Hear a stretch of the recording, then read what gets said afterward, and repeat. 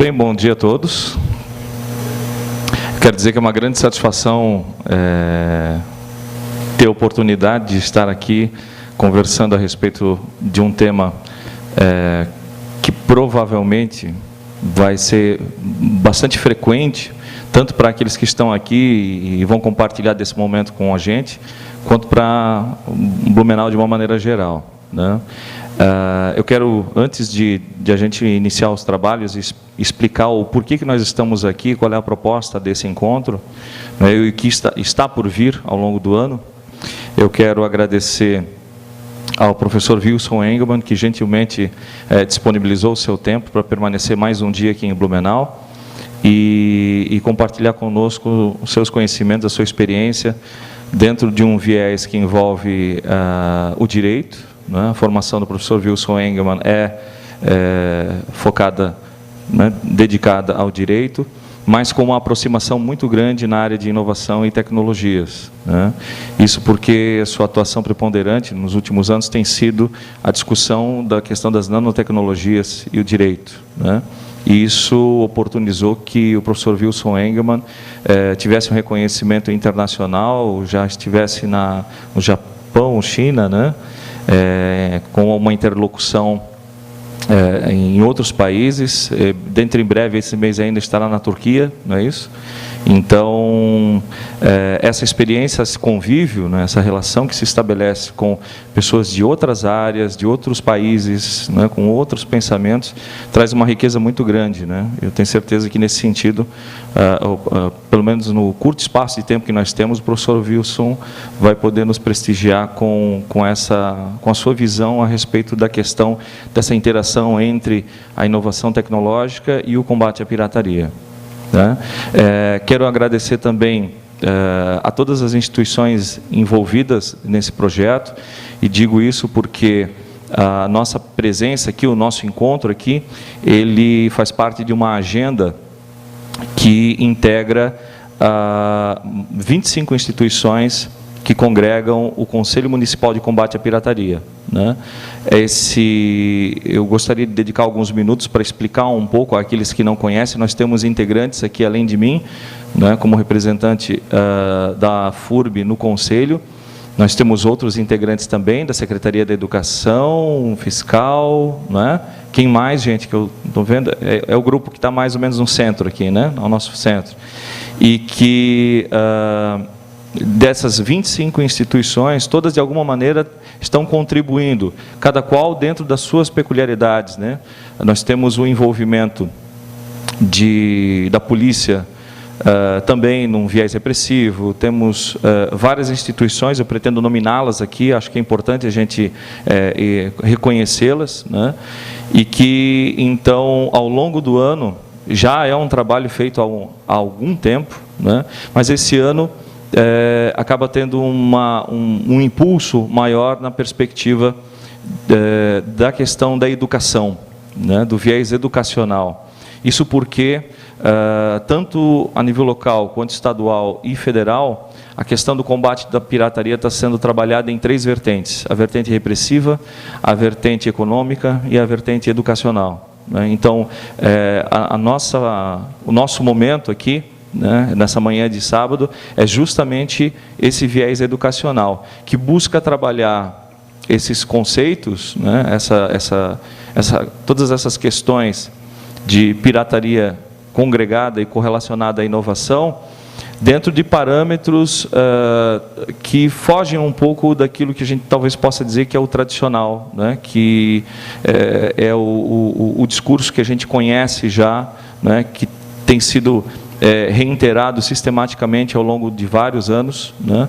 Mas nós estamos passando por uma revolução, por uma série de novos paradigmas, né, em relação a tecnologias, e isso está nos dando novas oportunidades, e essas oportunidades estão se mostrando, de alguma maneira, oportunidades de aplicação ilícita também, né? Então, a internet, que surgiu já faz um pouco mais de 10 anos, dentro de um perfil comercial no Brasil, mas ela é propulsora de grandes potencialidades, mas também de grandes atividades lícitas, né?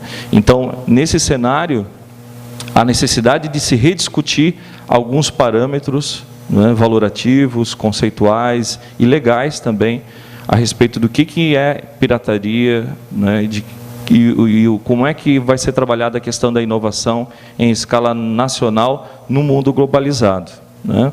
Então, antes de passar a palavra ao professor Wilson e ler eu gostaria de fazer a leitura do currículo do professor, uma abordagem muito rápida a respeito do papel do Conselho e dessa história, né, para a gente entender como é que isso surge, né, esse momento, em como é que ele se situa em uma história, né, em uma historicidade. Então, eu não sei se todos aqui sabem, mas a partir de 2003 houve um movimento federal que foi impulsionado por uma provocação de empresários da sociedade de uma maneira geral, cobrando muito a questão do combate à pirataria. E, em razão disso, surgiu uma CPI, né? Uma CPI focada na questão do combate à pirataria, cujo relatório final foi concluído em 2004, e esse relatório, nesse material que está disponível para vocês, disponibilizei, tem um endereço eletrônico, é fácil de achar o relatório integral na internet, né? E também gerou uma publicação de um livro, né, que é basicamente o mesmo conteúdo do relatório, né? E esse relatório é bastante interessante, porque ele demonstra assim, qual era a preocupação que se tinha há 10 anos, né, a respeito do que era a pirataria. Então, a pesquisa, o estudo que foi feito de campo, né, e teórico, por parte do governo federal, né, no âmbito dessa ação da comissão parlamentar, né, de investigação, era no sentido exatamente de avaliar como é que estava a pirataria em vários segmentos. Então, quando a gente fala de pirataria, está falando de pirataria de software, está falando de pirataria que envolve questões médicas, da saúde pública, está falando de uma série de segmentos econômicos que são bastante diversificados e bastante variados, né, e que se integram, se enquadram dentro desse contexto maior. Então, para quem tiver interesse, vale a pena conhecer esse relatório, para ver o cenário que a gente tinha naquela época, já fazem 10 anos, né? E de lá para cá, bom, o que aconteceu, né? Então, em 2004, por recomendação dessa CPI, foi criado então o Conselho Federal de Combate à Pirataria, né, cujo um dos objetivos era integrar diversas instituições para ter uma ação estratégica, né, focada em minimizar os impactos negativos, né, que a pirataria, enquanto um conjunto de atividades que levam a um aproveitamento parasitário, a um oportunismo, e que, consequentemente, assim, pelo menos num discurso mais genérico, levaria a uma série de impactos econômicos, fiscais, né, tanto para a iniciativa privada quanto para o viés público, né? Então, o Conselho Federal teria essa função, né, de se articular vários setores governamentais e não governamentais. E, em 2005, surge, então, dentro do movimento do Conselho Federal, o Plano Nacional de Combate à Pirataria, né, que era, então, uma estratégia de como vai se trabalhar essa questão, iria se trabalhar essa questão no Brasil. Hoje nós estamos no 3º Plano Nacional, cuja a vigência dele corresponde de 2013 a 2016, né, e que em alguns aspectos replica o que já foi concebido desde o início, mas traz algumas inovações, né? Uma delas é o sentido de reforço, embora sempre estivesse presente, de reforço à questão educacional, né? A cultura, o aculturamento da sociedade em relação às implicações que tem a pirataria, né? E por força ou dentro do contexto do surgimento desse plano nacional, foi instituído o dia 3 de dezembro como o Dia Nacional de Combate à Pirataria e Biopirataria, né, explicitamente, né, isso foi estabelecido em 2005 por meio da Lei 11.203, né, e em 2007, dentro do cenário municipal brasileiro, né, Blumenau foi uma das primeiras, se não a primeira mesmo, o primeiro município que constituiu um conselho de combate à pirataria local, né, nos moldes do federal, trazendo essa leitura de multi-institucional, envolvendo instituições da iniciativa privada, do poder público, também no sentido de se articular, né? Então, vários fatores contribuíram para isso, tanto de interesses do setor privado e público, mas também um ânimo, né, uma vontade de realmente discutir, né, e avaliar os impactos que envolve esse assunto. Então, são ao todo várias instituições, eu me permito aqui fazer o relato para que a gente perceba o cenário que representa e a importância que tem esse conselho, né?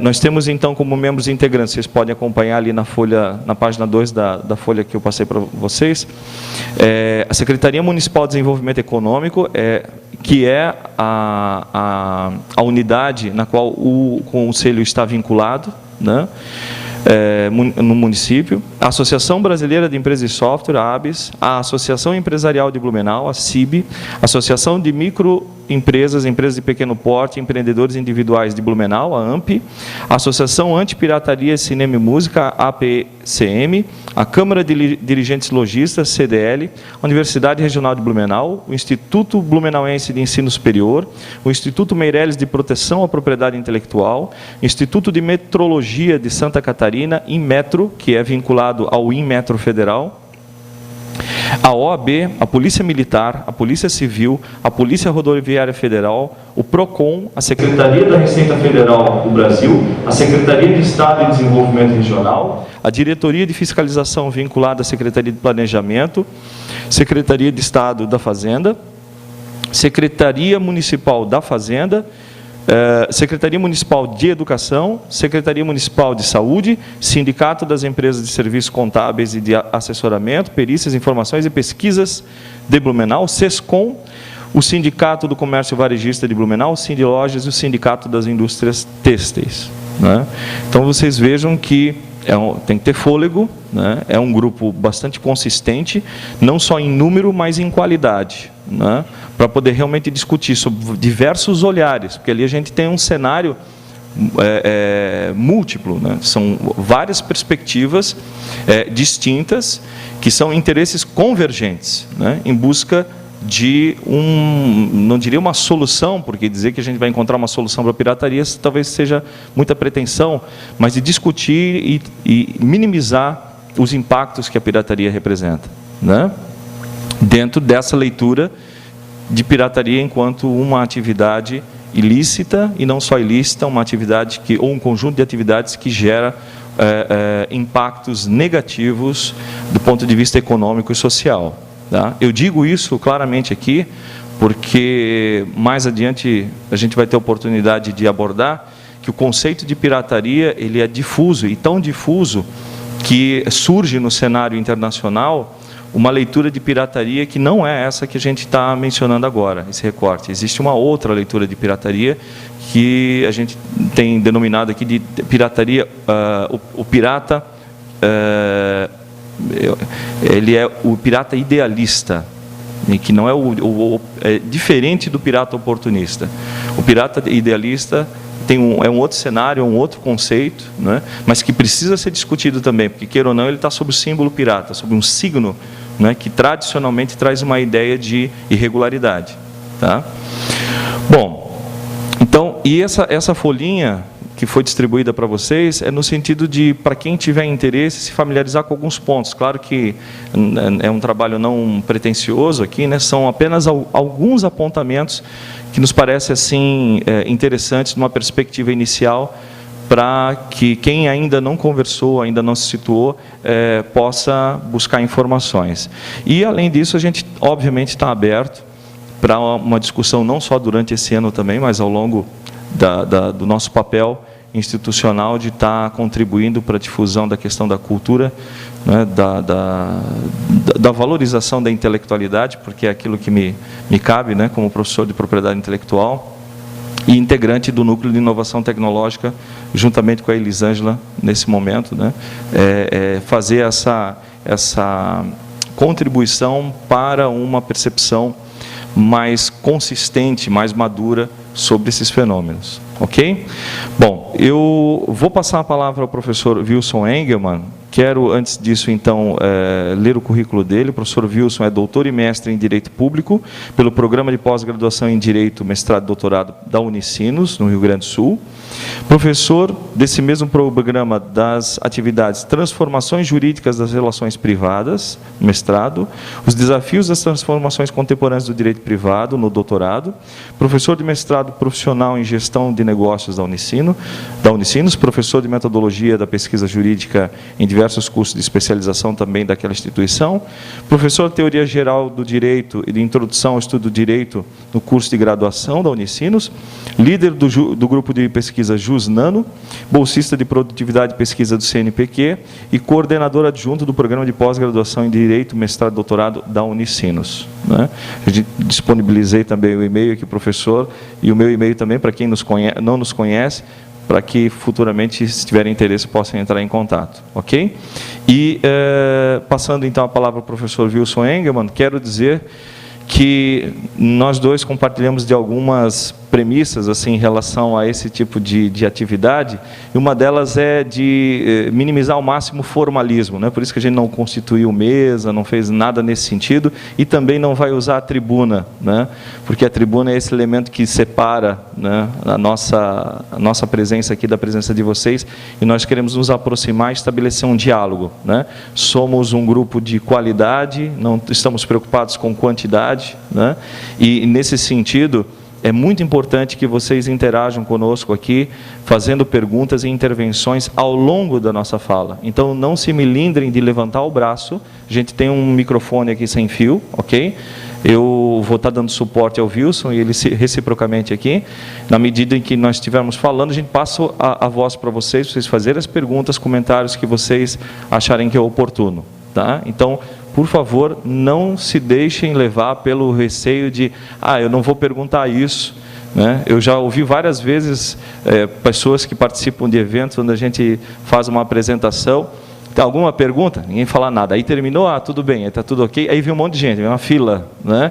Eu não quis perguntar naquela hora, professor, mas e aquele negócio assim, assim, por que não perguntou, né? Não compartilhou com todos? Então, não deixem para o final, tá? Façam na hora que vocês realmente surgiu a ideia, levanta o braço e interrompam. Tá ok? Professor Wilson. Bom dia, então, agradeço ao Alejandro e essa grande equipe que ele nominou pela oportunidade de poder estar aqui hoje da manhã. Como ele falou, eu sou professor do Programa de Pós-Graduação em Direito, Mestrado e Doutorado da Unicinos, e já trabalho na universidade há mais de 2 décadas, e esse tema da pirataria me parece que é um tema sempre atual, e ele cada vez me parece ser mais atual, e relacioná-lo com a inovação me parece que é algo bastante inovador. E as grandes perguntas que motivaram a mim e o Alejandro para organizar essa manhã de trabalho, elas procuram dialogar da seguinte maneira: a pirataria ela inibe a inovação, ou seja, na medida em que nós copiamos sem autorização, isso prejudica na outra ponta aquelas pessoas que têm boas ideias, transformar aquelas ideias em alguma coisa que seja útil para a sociedade. E pelo outro lado, será que não haveria o contraponto? Na medida em que nós fomentamos a inovação, a gente talvez estaria, de certo modo, também melindrando, como o professor disse, o pirata, e talvez provocando nele uma reflexão de que ele não deva copiar, que ele deva buscar a cópia autorizada, que ele não deva baixar a música, que ele não deva baixar o filme, que ele não deva baixar o texto, ou que ele não deva, por exemplo, usar um texto sem dar o crédito. Então, me parece que essa questão da pirataria, porque até para a gente começar aqui, eu fiz uma pequena brincadeira, eu acho, porque a pirataria, ela lembra muito os filmes, né? Os filmes infantis, o pirata que vem, que toma as coisas, tem geralmente o olho vendado, e aí ele segue no navio dele, e ele deixa para trás um rastro de destruição e um rastro, enfim, de espaços que ele literalmente saqueou. Então, tem aí um pouco essa questão, e evidentemente que essa pirataria, especialmente aqui no século XXI, ela ganha outros ares, ela segue a mesma lógica de você buscar alguma coisa que não é sua, sem autorização do seu proprietário e você passa a ostentá-la como se ela fosse sua. Então, em linhas gerais, quando nós falamos em pirataria, nós estamos falando isso, né? Então, me parece que é uma questão importante, né? Que ela continua sendo ilegal, né? Mas ela, de certo modo, hoje, ela atinge todas as classes sociais, então essa é uma questão importante, né? E provavelmente a tecnologia, ela favoreça isso, que quanto mais capacidade o nosso computador tiver, mais condições nós vamos ter de acessar as coisas que os sites nos oferecem. E não é, na verdade, incomum que o que está disponível nos sites pela internet não seja autorizado, né? E na medida em que não é autorizado, aquilo que está ali é ilegal. E quem busca aquela informação também acaba cometendo uma ilegalidade. Então, essa me parece que é uma questão importante. Isso aqui eu tirei do texto do professor Alejandro, eu coloquei aqui a fonte para também não cometer nenhum equívoco em relação ao direito autoral. Então, dá o crédito, né? Para quem é da academia, para quem escreve um texto, isso é fundamental, né? Quer dizer, se você escreve um texto, como o professor Alejandro, ele escreveu esse texto, ele mesmo disse sem nenhuma pretensão, mas foi ele que escreveu. Ele deve ter dedicado, não sei exatamente 1 ou 2 horas ou mais horas, para montar esse texto, e esse texto não surgiu por um acaso. Fiquem imaginando quantos anos o professor Alejandro já estuda esse tema para chegar a esse resumo. Então, me parece que é por aí que a gente tem que começar a construir, e é por aí que a gente começa a perceber os danos que uma cópia ilegal ou a apropriação de uma ideia alheia, de um texto alheio, de um filme alheio, enfim, de alguma coisa que não seja nossa, mas que a pessoa levou muito tempo para produzir. Todos nós sabemos quem escreve, e aí o professor Alejandro continua sendo o meu exemplo, quanto tempo nós levamos para produzir alguma coisa. Um texto de duas laudas, frente e verso, quanto tempo você leva para produzir aquilo?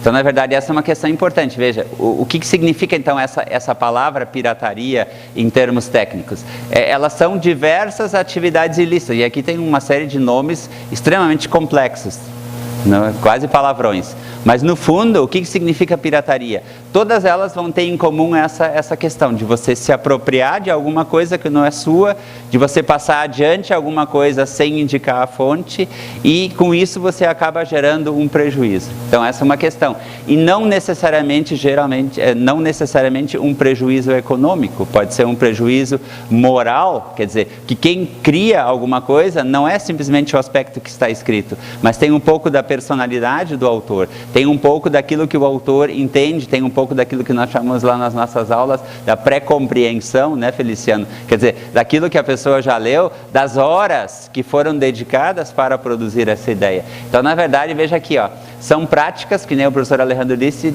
oportunistas, que impactam negativamente na economia. Então, essa é uma questão importante. Ou seja, por que são práticas oportunistas? Porque geralmente aquela pessoa, ela sabe que não pode, mas ela vai lá e busca. E no momento em que ela busca e não dá uma contrapartida, nós temos uma cadeia de prejuízos econômicos. E uma questão não é só interna, não é apenas aqui de Blumenau, não é apenas do estado de Santa Catarina, não é apenas do Brasil, mas é no plano internacional também. Então, fica, na verdade, vamos ser bem simples, muito feio para o brasileiro ser acusado de pirata, né? Não que os outros não pirateiem, não é isso, eles também pirateiam. Mas nós não queremos ser um mau exemplo, nós queremos ser um bom exemplo. Fala. Eu estava pensando a respeito da questão conceitual da pirataria, porque nós falamos sobre isso o tempo inteiro, mas nem sempre a gente pensa sobre o sentido das palavras, né? E aí me ocorreu agora, o que diferencia a pirataria do roubo puro e simples? É o fato de eu usar aquilo como tirar proveito daquilo que outra pessoa criou, talvez? Porque normalmente a questão de saquear, né, é o fato de alguém entrar na casa de alguém, entrar numa empresa e levar os produtos embora, ela se beneficia, pode comercializar e tudo. Talvez o que diferencia a pirataria do roubo é ela fazer de conta que aquilo foi produzido por ela? A gente pode dizer dessa forma, não? Bom, já contribuindo, eu diria o seguinte: o conceito de pirataria ele traz um cenário muito aberto, assim. Até semana passada, então, a princípio, assim, numa perspectiva não muito técnica, né, na técnico-jurídica, dizer que determinadas condutas que a gente chama ou rotula de pirata implica num roubo, não seria de todo equivocado. Tá? Agora, se a gente for num plano mais técnico, aí a gente já vai encontrar uma série de dificuldades de haver esse enquadramento, porque não seria exatamente isso. Mas eu acho que o importante, na nossa perspectiva enquanto sociedade, não é buscar essa visão analítica, técnica que o direito traz, ou que o direito trabalha, né? É ter um sentido do que representa aquilo, né? Então, esse sentido de que é uma apropriação indevida, que é um roubo, né? Ele não está muito distante do sentido que se construiu ao longo de toda uma história, né? Você tem uma ideia, um fator que eu acho bem interessante. Na semana passada, estava conversando com um pessoal do grupo de pesquisa do direito, e trocando algumas ideias a respeito disso, e em sala de aula também, coincidentemente, duas pessoas que nunca se viram falaram coisas parecidas dentro desse contexto. Olha como emerge a ideia, né? E associaram a ideia de pirataria não com produto, mas com serviço. Isso nunca tinha me passado pela cabeça, assim, fazer esse recorte, né? De que um serviço pirata, né? O que seria um serviço pirata? Acho que eu não lembro de ter visto esse conceito trabalhado pela doutrina, em algum livro ou artigo, mas a associação que essas duas pessoas fizeram foi assim: bom, eu busco uma formação profissional, técnica, pago uma série tenho uma série de despesas fiscais, sou um profissional qualificado, busco me qualificar e invisto um monte, né? E aí tem um outro cara que não é nada disso, não investe coisa nenhuma e ocupa esse mercado. E atinge tanto, né, de alguma maneira, de forma desequilibrada, o meu trabalho, quanto o destinatário desse serviço, né? Então, mais ou menos dentro dessa linha, essas duas pessoas com quem eu conversei ao longo dessa semana rotularam esse tipo de prática como um serviço pirata, né? Então, isso realmente não tinha me passado pela cabeça. É uma visão mais aberta, né? Uma visão da perspectiva daquilo que tem alguma coisa errada nisso, né? Não dá para aceitar. É esse sentimento que a gente tem, né? Que de alguma maneira bate com uma perspectiva de equilíbrio, né? de equivalência que a gente espera que existam nas relações econômicas, sociais, né? Então passa por isso. Acho que quando tu colocasse essa questão, ele é isso, né? De nós termos um sentido. Claro, não dá para trabalhar isso no plano técnico, porque daí isso que eu acabei de dizer talvez esteja mais próximo da ideia de concorrência desleal. E isso tem um recorte bem técnico, jurídico, né?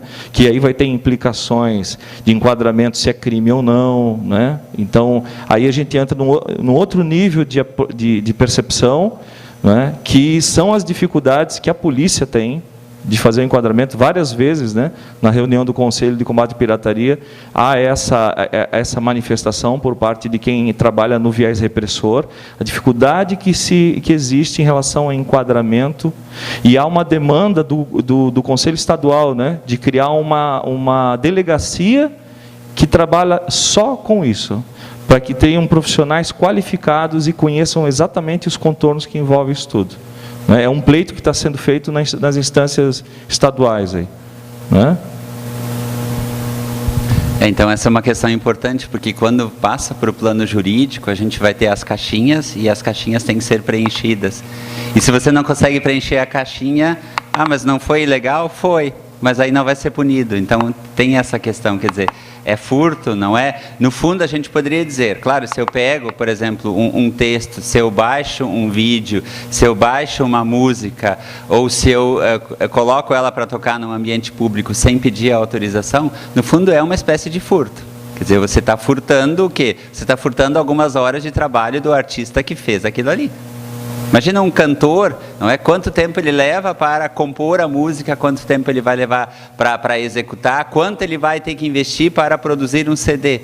Daqui a um pouco ele anda pela rua e bom, mas todo mundo tem o meu CD, mas ninguém comprou de mim. Quem é que será que está fazendo o meu CD? Se fui eu o autor. Então, essa me parece que é uma questão bem significativa.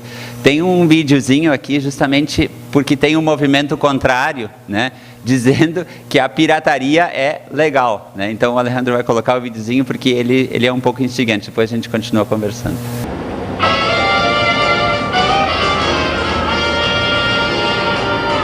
Copiar não é roubar, como tirar sem somar. Cópia traz um mal a mais, o que era um serão dois. Copiar não é roubar, se eu copio você ainda tem. Cada qual fica com um, ninguém ficará sem nenhum. Se eu tomo o seu brinquedo, você vai chupar o dedo. Mas se eu copio ao contrário, é extraordinário. Multiplicando assim, um pra você e um pra mim. Somar ideias, nada mal. Se copiar é legal. Então, essa é a grande questão, né? Quer dizer, é um furto? Claro que é. Quer dizer, ali ele colocou bem essa questão. Se eu furto, você fica sem. Mas se eu copio, eu também tenho. Quer dizer, eu tenho e você também tem. Então, essa é uma questão. E esse é um filme justamente de uma empresa que estava tentando se defender e dizer, olha, mas copiar é legal. Por quê? Porque, na verdade, você vai ter mais do mesmo e eu não vou tirar de ninguém. Pelo contrário, você fica com o seu, mas eu também vou ter a sua cópia. Então, tem toda a questão que a gente poderia trabalhar do compartilhamento, né, Alejandro? Quer dizer, o que significa esse compartilhar? Significa simplesmente você copiar? Quer dizer, o que está por detrás do compartilhar nessa questão? Então, essa é a discussão. Quer dizer, a pirataria é ilegal. Por quê? Porque você está copiando, imagina copiar uma bicicleta, né? Você comprou uma e o outro vai copiar a bicicleta, sem pedir a autorização. Me permite uma parte? Claro, é exatamente nesse sentido. O professor Wilson colocou muito bem que existe algo mais em relação a um objeto que se pretenda copiar, né? Então, vejam, aí a gente tem que perceber quais são as premissas que norteiam esse tipo de mentalidade do vídeo que foi colocado há pouco, né? Ele parte de uma premissa de recursos inesgotáveis, certo? E ela parte de uma outra premissa, que é um imediatismo, né? Então, o imediatismo, assim, eu tenho o produto aqui, se eu consigo clonar ele, ótimo, então nós vamos ter dois. Tá, mas isso aqui não veio do nada, não caiu do céu. Então, se esquece completamente todo o cenário que existe, que antecede a chegada desse produto, ou a chegada daquele conhecimento, né? Então, esse desprezo pela história tem a ver com o comportamento da nossa sociedade hoje, que é imediatista, que é individualista, né? Pensa no agora, não pensa no ontem e também não está muito preocupado talvez com o futuro, né? Então, isso é preocupante, porque aí a gente faz um recorte, faz um enquadramento e acha que isso é legal porque é possível, né? Tecnicamente é possível clonar, parto de uma premissa que isso é um recurso inesgotável e aí fica fácil defender um argumento de que copiar é legal, só que se esquece de outras coisas, né? E aqui entra bem uma questão que acho que é do momento atual da técnica. Então, tudo aquilo que a técnica permite pode ser feito. Então, embora a técnica viabilize a cópia, será que nós deveremos copiar? Será que essa é a cultura mais adequada? Porque essa é uma decisão que nós precisamos tomar. Nós, enquanto povo, temos que tomar essa decisão.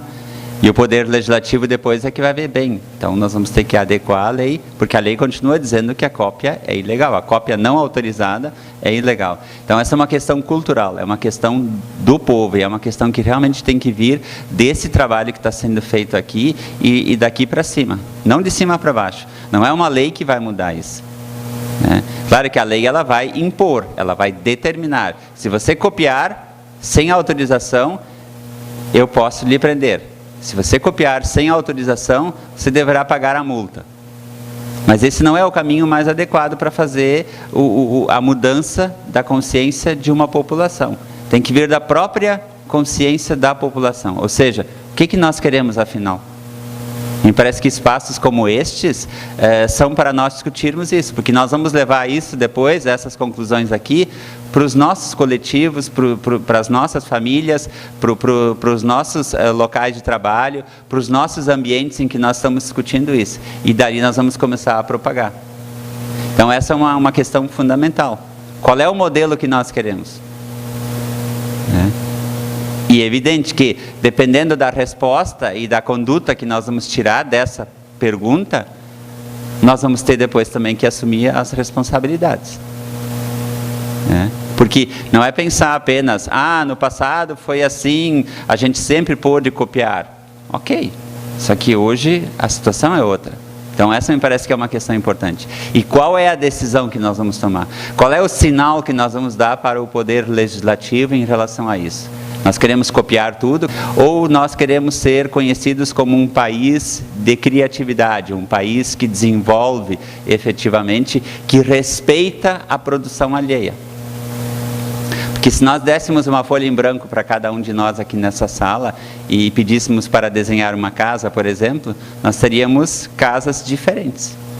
Cada um colocaria os seus elementos no desenho. E isto é a criatividade. E é dessa criatividade que saem os projetos e que sai a produção das coisas. Então vocês vejam que esse caminho parece, mas é tão tranquilo, então faça um desenho. Não, não é assim, a gente sabe que não é assim. Mas só para simplificar a história. Então é daí que nós começamos a produzir as coisas.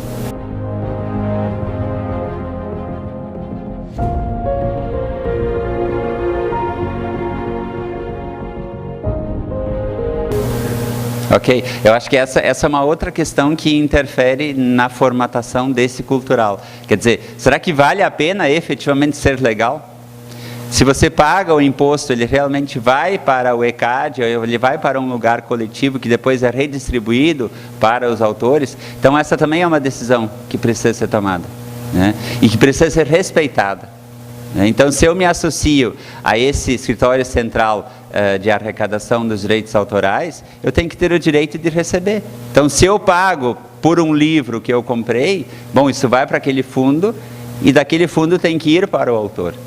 Então, isso implica transparência, isso implica não sonegação, não corrupção, e isso implica o pagamento de um preço justo, de uma tributação justa. Então veja que não é só assim, então agora ele vai dizer que nós não vamos mais piratear. Não, essa questão cultural, ela está dentro de um outro cenário maior, mas que precisa ser discutido. Porque enquanto nós não discutirmos, enquanto nós não dissermos nada, quem toma a decisão vai achar bem, como eles não estão reclamando, vamos continuar fazendo a mesma coisa. Então isso me parece que é importante. Se nós não estamos de acordo, nós temos que manifestar essa nossa opinião. E especialmente assim, quando uma legislação, daí eu já passo para ti, quando uma legislação estiver tramitando e a legislação do direito da propriedade intelectual, ela está em processo de modificação, nós temos que participar. Porque muitas vezes o que a gente faz? Eu me incluo, não é uma crítica a vocês, eu me incluo nesse grupo. Quando a lei está pronta, a gente começa a ver os defeitos dela. Talvez a gente tenha que ter o hábito de olhar e acompanhar o processo legislativo e, mas aqui tem algum problema.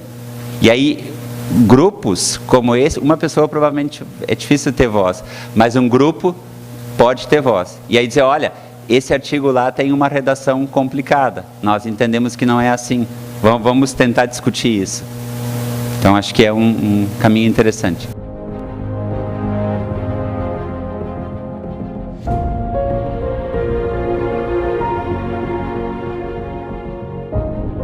É um fato, acho que não tem uma pesquisa sobre isso para mostrar, mas isso pode ser efetivamente um fator da gente perceber.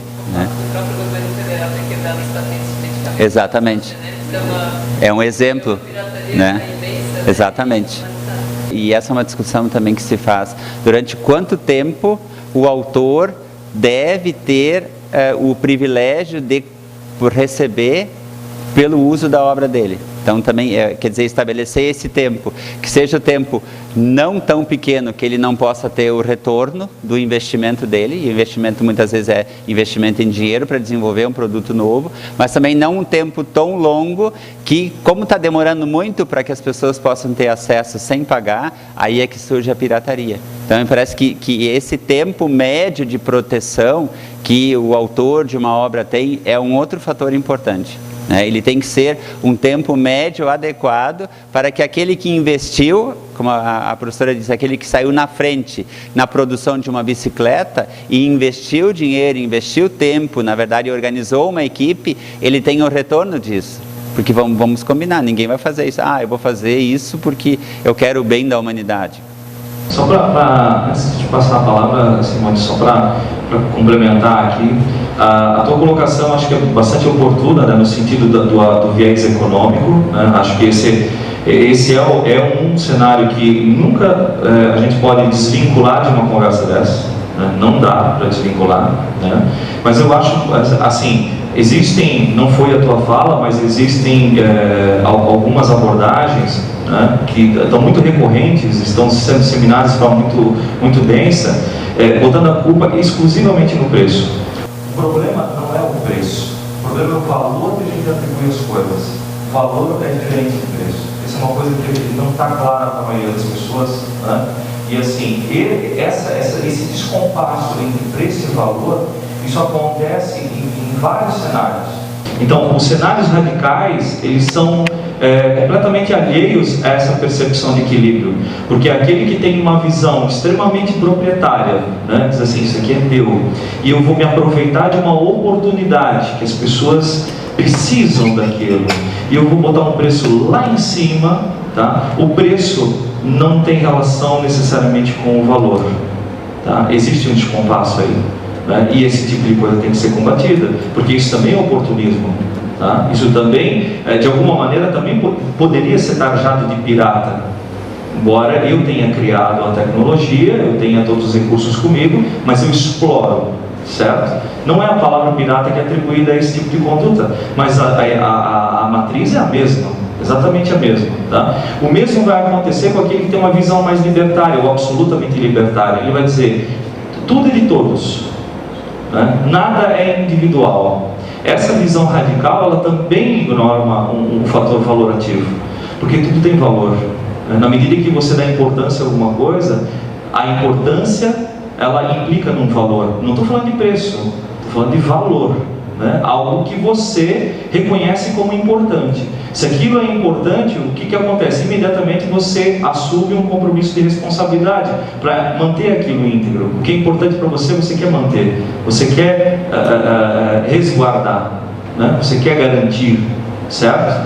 Então, a par desse cenário, dessa questão, existe uma outra que é paralela, que é preço, valor, dinheiro, moeda, certo? Quando a gente migra do valor para a moeda, existem descompassos, né? E é nessa migração que a gente precisa pensar, tanto na questão da inovação tecnológica, quando se fala de valoração de tecnologia, né? Porque são várias as métricas, são várias as dinâmicas para valorar, mas me parece que é preciso pensar nessa perspectiva, né? Porque precificação de tecnologia não se dá pelo custo, mas também não se dá pelo viés oportunista completamente, né? Não pode ser assim, porque aí há um descompasso. Alguém vai estar pagando uma conta que não tem um fundamento valorativo, né? Eu não estou dizendo que isso seja fácil de fazer, é algo extremamente difícil, mas na medida que a gente tem consciência disso, a gente passa a ter uma visão um pouquinho mais madura, né? E passa a perceber, pô, essa caneta aqui está lá no camelô, custa 20 centavos.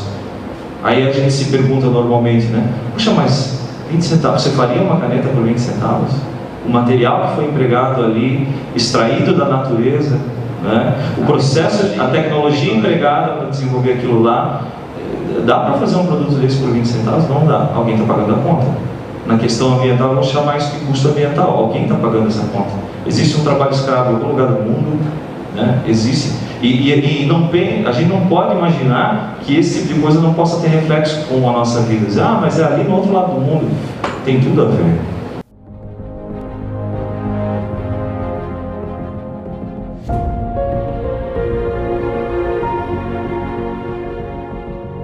Eu acho que tem a questão do livre-arbítrio e como ele não é suficiente, né? Tem a lei e a gente não cumpre a lei. Então, essa é uma outra questão, quer dizer, que a gente no direito faz uma reflexão. Qual é o papel da lei nesse contexto? Porque ela existindo, ela não consegue aquilo para o qual ela está aí, quer dizer, coibir a cópia, coibir a pirataria. Então, isso também é uma questão social. Quer dizer, a gente sabe que é ilegal, mas a gente faz, mesmo assim. E na maioria das vezes não gera nenhuma consequência. Será que é por isso que é assim? Então, essa é uma outra questão de nós pensarmos. Se você vai perguntar, desde a pessoa mais leiga até a pessoa mais letrada, ela vai saber que fazer uma cópia não autorizada é ilegal. Você vai encontrá-la no Xerox. Nós também fazemos isso. E aí tem duas possibilidades, ou mais talvez, de avaliação. Quer dizer, uma, que a lei está aí, mas ela é letra morta, porque ela está em descompasso. E outra, que ela já deveria ter sido reformulada, porque as pessoas já estão pensando de uma outra forma. Então essa é a dificuldade que nós temos, e não é só no Brasil, de ainda achar que a lei resolve tudo. Eu acho que esse caso que nós estamos discutindo aqui é um caso para a gente levar e pensar, mas tem essa coisa, ainda tem aquela, é proibida e mesmo assim acontece. Isso é um pouco a crise que nós do direito estamos sofrendo, porque nós sempre acreditávamos, e acho que toda a população em geral ainda acredita, de que se a gente tem uma lei, a gente está salvo. E a gente está percebendo aqui, a gente apenas começou a discussão e isso já é uma constatação, a gente já pode até anotar, isso já é uma constatação certa. Quer dizer, nós temos uma lei e mesmo assim a gente está discutindo em pirataria e cada um de nós sabe um exemplo de contrariedade à lei. E aí? Essa discussão ela remete a uma questão bem básica, que é o contraponto entre a liberdade e o controle. Né? Então, a lei, ela é um instrumento de controle? Bom, ela tem a pretensão de ser, só que ela não dá conta, mas ela não dá mais conta. Quais são os fatores que fazem ela não dar mais conta? Um deles, na nossa discussão aqui, é a possibilidade tecnológica. Hoje é possível ao indivíduo exercitar ainda de maneira muito mais forte o livre-arbítrio, porque está ali, posto, eu pego, eu quero, é meu. Entende? Então, vai passar por uma outra reflexão, de uma revisão, obviamente, da questão normativa, mas passa também por uma reflexão individual também, no sentido de eu, enquanto alguém integrante de um município, de um estado, de um país, de um planeta, né? O que afinal de contas eu considero importante? Né?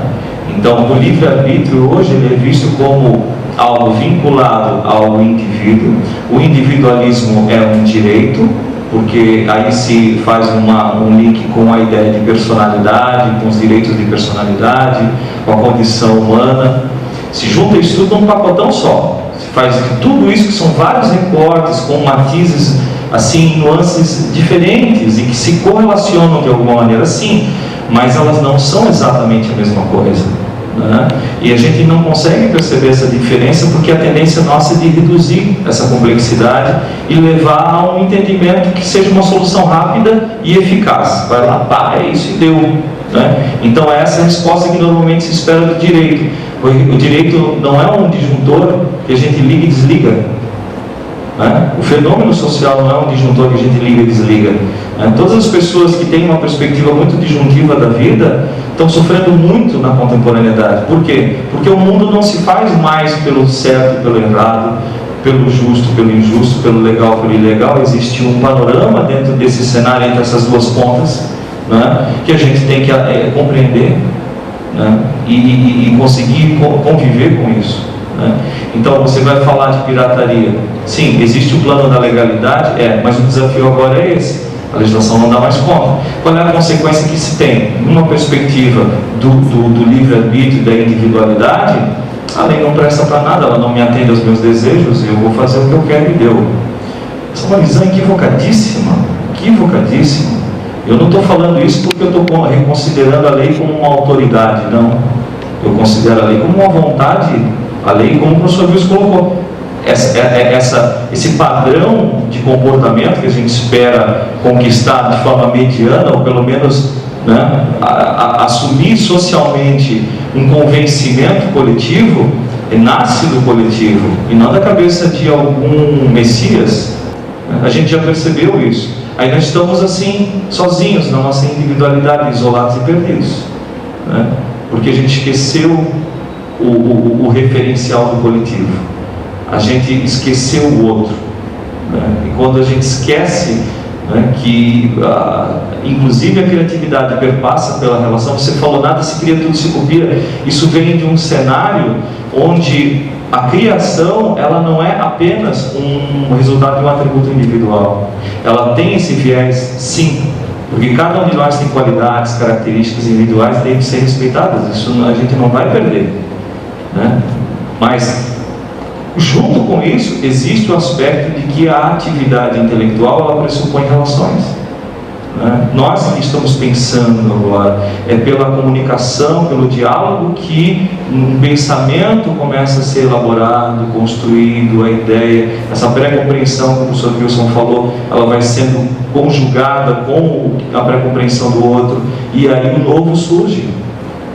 E isso acontece, e realmente isso é muito interessante, muito gratificante. O que me preocupa muito é que essa discussão, ela é levada para um plano tão radical pela juventude tecnológica, né, que está confundindo as coisas. Porque a juventude tecnológica, ela é extremamente individualista ainda. Nós somos também, eu já estou na casa dos 40 e me considero individualista, né? É difícil de se desagarrar dessa ideia, certo? Agora, me parece que está muito forte isso. E outra preocupação, quem fortalece isso? Tecnologias. As tecnologias estão fortalecendo o individualismo.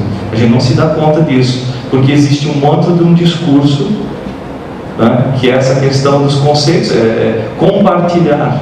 Quem é que disse que um arquivo eletrônico na internet é compartilhar? Quem é que disse que as redes sociais são sociais? Né? Que o Face curte e compartilha. Né? O que significa compartilhar? O que significa curtir? Né? São atos que, se a gente analisar assim mais densamente, a gente vai perceber que a motivação é essencialmente individual, não é social. Eu não compartilho porque eu quero compartilhar. Eu compartilho porque aquele conteúdo tem afinidade com o meu interesse individual. Se não tem afinidade com o meu interesse, eu não compartilho. Então, a matriz disso é individualista, não é coletiva, né? Então, a gente está sempre esquecendo do coletivo, sempre esquecendo do outro. E isso é um problemão, porque a construção de uma identidade do indivíduo passa pelo coletivo. Ela não passa pelo... Ninguém nasceu pronto, né?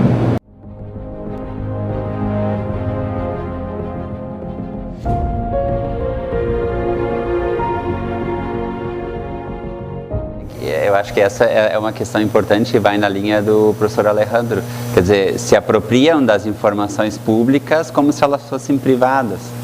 E aí é essa questão. Quer dizer, você olhar o que é de interesse público, o que é de interesse de uma nação, e você simplesmente ter condições técnicas de entrar lá dentro e literalmente bisbilhotar e se intrometer em assuntos que não são diretamente particulares. Então, acho que essa é uma questão fundamental. E isso passa por essa perspectiva de que nós ainda atuamos individualisticamente, quando nós deveríamos pensar no coletivo. Então, se são informações privilegiadas, se são informações que são do interesse da coletividade, bem, devem ficar naquele plano. Se estão protegidas, devem ter algum motivo. Né? E efetivamente essa questão que o colega coloca no sentido de que o exemplo vem de cima e aí bem como você vai combater isso, essa é uma questão bastante grave. Mas de novo, quem pode sinalizar para esses que estão no comando de que a atitude deles é repudiada somos nós. Nós é que somos o filtro, nós é que somos o controle e nós é que temos a obrigação, se nós consideramos isto inapropriado, de dizê-lo. O problema é que muitas vezes nós calamos, na maior parte das vezes nós calamos. E quando nós calamos, nós aceitamos. Quem cala, consente. É isso, né? Alguém é um Deus que venha e diga: olha, vocês deveriam ter dito, então como vocês não disseram, eu vou dizer. Eu posso até acreditar em algo supremo, mas eu tenho que atuar como se esse algo supremo, esse alguém supremo, não existisse. E isso vai depender de uma reflexão coletiva. Isso não é a minha ideia, não é a do professor Alejandro, não é a ideia da reitoria da FURB, não é a ideia do comitê. Não, isso tem que ser uma ideia do povo. E aí eu volto a dizer, essa é a nossa função aqui. Essa é a nossa função social. Quer dizer, levar isso para adiante. Cutucar o cara, não faz essa cópia é ilegal. Ele pode até talvez continuar fazendo, mas de noite, talvez antes de dormir, puxa, mas será que? Talvez amanhã ele não faça. Ou talvez ele vai continuar fazendo, mas outros não continuarão. E aí eu acredito muito na sequência dessa questão que acontece muito na escola. Quer dizer, a cola, daí tem aquela coisa também, quem cola, quem não, eu prefiro dizer quem cola não sai da escola, né? Mas na verdade o dito é diferente, quem não cola não sai da escola. Então eu prefiro acreditar no contrário, que quem cola não sai da escola. Então, por quê? Porque se você vai copiar, você, olha só, tem uma galera aqui atrás interessada no que o nosso colega da frente está fazendo. E veja, essa ideia aqui, quer dizer, veja, ele estava pesquisando na internet também, e aí a internet ela não é um mal em si, né? Ele estava pesquisando, estava zapeando e estava juntando as coisas e teve uma ideia. Porque também uma questão interessante é essa, nós temos, a colega falou, nós temos uma série de informações na internet. Isto ainda não é conhecimento, são apenas informações que estão em vários links, estão esparsos. Então nada impede que eu me aproprie daqueles links, daquele conhecimento, eu indique a fonte e aí eu faça a produção do conhecimento. Eu acredito muito nisso, não sei se vocês compartilham com essa ideia. Eu tenho muitas informações e talvez nunca antes na história da humanidade eu tenha tido tantas informações na tela de um computador que eu possa acessar em casa, que eu possa acessar em qualquer lugar, com sistemas cada vez mais potentes e computadores cada vez mais leves, mas isso não significa, por outro lado, que eu tenho um conhecimento na mesma proporção. Então, o que acontece? Me parece que a gente pode também ali atravessar o plágio, a gente pode ali atravessar a pirataria. Eu não estou conseguindo fazer com que essa quantidade das informações disponíveis se transforme em conhecimento. Justamente por quê? Porque eu simplesmente estou apropriando o texto e copiando e fazendo uma cópia. E eu não penso sobre ele. Eu não relaciono aquele texto com outro texto. E isso me parece que é uma coisa qualitativa. Então veja, nós não estamos aqui dizendo que nós não podemos usar a internet, que nós não podemos baixar o arquivo. Mas se eu baixo, né, verificar se é de livre acesso. Se eu baixo e vou usar aquela ideia, eu tenho que dar o crédito. Então não posso dizer, esta ideia é minha. Não posso fazer isso, porque ela não é minha. Ela é de alguém que produziu esse conhecimento e colocou na rede à disposição. Compartilhou efetivamente, nesse sentido. Não é a questão do preço, claro, como o professor disse, quer dizer, o preço é importante, porque é o que eu vou pagar, mas é não dar valor à produção alheia. E essa é uma questão importante. E isso é que sustenta a pirataria. Porque pode. Até pode, mas tem que ver em que condições pode. E trabalhar a informação. E dar o crédito. Me parece que essa questão, especialmente do plágio, acho que depois até aqui tem um filmezinho que a gente vai passar, a questão do plágio é essa, é você, especialmente nos trabalhos em geral, você pegar a ideia, dar uma formatada e você coloca o seu nome. Isso é plágio. Você dá lá o Ctrl+C, Ctrl+V, formata direitinho, dá uma outra letra, né? E coloca o seu nome. Mas foi você que fez? Não. E isso começa na escola. E aí me parece que a escola, ela é um espaço de início de mudança de comportamento. Desde lá os pequenininhos. E aí é uma pergunta que a gente tem que fazer. As escolas estão fazendo isso? Porque eu sempre insisto, eu tenho um menino de 15 anos, e também na internet, e aí organiza o trabalho. Eu digo, mas e tu não vai colocar a fonte? Ah, não, mas a professora disse que não precisava. Então, essa é uma questão importante. Como essas questões estão sendo trabalhadas com essas crianças, com esses jovens, que vão ser os adultos que vão acessar a internet, que vão copiar simplesmente o Ctrl+C, Ctrl+V, vão colocar o nome e dizer, olha, esse é o meu trabalho. Para acrescentar um pouco nesse sentido, em relação à pergunta que tu levantou, né? Por que eu não vou fazer? Está lá disponível, né? Me parece que essa é a via que a gente, assim, genericamente atribui à cultura, né? Nossa cultura, que é o que o professor Wilson colocou. Nós vivemos numa cultura densamente da cópia, né? Se fala muito em inovação, mas existe um contraponto em relação a isso que não se está observando com qualidade. O plágio, ele é um ótimo referente para a gente trabalhar isso, porque o plágio é um sintoma, ele não é uma coisa que a gente possa resolver policiando os alunos, né? Utilizando softwares para rastreamento de plágio. Isso não vai resolver absolutamente nada, né? Porque essa postura é aquela postura da busca do Messias. Alguém vai nos controlar, alguém vai estabelecer um fim nesse negócio. Nunca somos nós. Nós não assumimos as nossas responsabilidades, né? Porque não reconhecemos o valor, certo? Então, por que eu vou fazer um trabalho e não indico fonte? Porque o que importa é o imediato, o que importa é a informação pronta. Nós vivemos no mundo das coisas prontas, e elas nos são postas como facilidades, como uma coisa boa. O alimento vem pronto, o sanduíche vem pronto, né? O macarrão vem pronto. Quanto mais pronto, melhor, porque é fácil, porque é rápido, porque é instantâneo. E isso faz parte da nossa forma, isso impregna o raciocínio de como a gente vai contabilizar essas coisas na perspectiva do valor e vai colocar isso em primeiro plano, né? Então, o fácil, o rápido, aquilo que a gente vai dizer, tudo isso é bom que seja assim. Então a internet ela é boa também, porque ela também é assim. Não, a internet ela é boa, mas não por isso. Não exatamente por isso. Pela informação rápida e pronta. Não.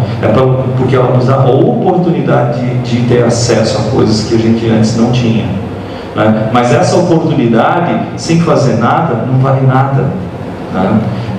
Vejam assim, liberdade é colocado sempre como um valor, no direito é colocado como um ícone. Mas aí nós precisamos ir um pouquinho além e pensar assim, mas o que eu faço com a liberdade que eu tenho? Historicamente, a liberdade ela tinha uma razão por si, porque nós tínhamos uma opressão de um poder maior que era o Estado absoluto, né? Historicamente era isso. Nós tínhamos um Estado absoluto que oprimia, e aí nós queríamos liberdade, certo? E essa liberdade que forjou para nós, é a nossa herança nessa história toda, o nosso individualismo. Ele se assoberbou, ele saiu dos parâmetros porque aquele opressor ele deixou de existir. Hoje o Estado é democrático, de direito, as leis estão como referencial da vontade do povo. A gente sabe que existem dificuldades nesse processo, mas não é por isso, não há perfeição em nada, né? Não imaginem que possa haver perfeição em qualquer sistema. Então, se o plágio ele existe, ele é um sintoma de uma maneira de pensar as coisas. Eu vou copiar o trabalho porque a informação está pronta. Para que eu preciso comparar com outros autores se todos dizem a mesma coisa? Né? Para que eu preciso fazer isso? Está pronto, está ali, vão discutir o que, meu Deus do céu? Está tudo escrito. Isso, para a juventude o mundo está posto, ele está dado, né? De presente, de bandeja. A tecnologia ajuda a isso e o mundo é assim, né? E aí eu abro mão daquilo que mais importante tem na minha condição humana, né? Uma das coisas mais importantes, que é a minha capacidade crítica, intelectual, criativa. Eu vou abrir mão da criatividade, né? Então, me parece que um grande salto aqui para a gente levantar uma bandeira, né? É a bandeira da criatividade, né? Do poder criativo, do poder crítico que está realmente é uma capacidade, essa sim, né? Dentro de certo viés, uma grande potencialidade que existe de nós, enquanto indivíduos, no coletivo. Né? Porque ninguém é crítico sozinho, porque tem que ter o contraponto. Ninguém é criativo sozinho, precisa ter o contraponto também. Então, eu acredito, eu sou muito otimista, eu acredito que a gente pode dar um salto qualitativo socialmente e que essas coisas podem mudar. Eu digo isso na condição de professor também, né? Porque se a gente não acreditasse nisso, não seríamos professores, né? Vamos pegar a malinha e vão para casa, né? Porque o que fazer? Né? O que fazer é conversar, né? Compartilhar essa percepção, né? E que ela seja então difundida, como a Simone colocou. Né? Esse é um filmezinho lá da Unicino que tem a ver com um recadinho para os alunos, que eu acho que sensibiliza a gente também.